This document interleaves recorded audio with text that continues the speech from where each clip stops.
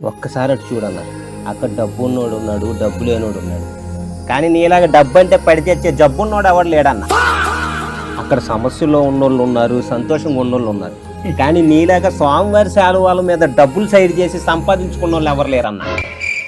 అక్కడ 7 కొండలు మెట్లెక్కి స్వామిని మొక్కిన వాళ్ళు ఉన్నారు, విఐపి దర్శనంతో స్వామిని మొక్కిన వాళ్ళు ఉన్నారు.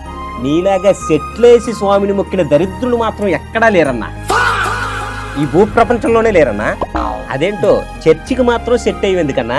ఓ నీ మతం మానవత్వం కదా. పవిత్రమైన స్వామివారి లడ్డూని కళ్ళకద్దుకుని తినే మహాభక్తులు ఉన్నారు అక్కడ.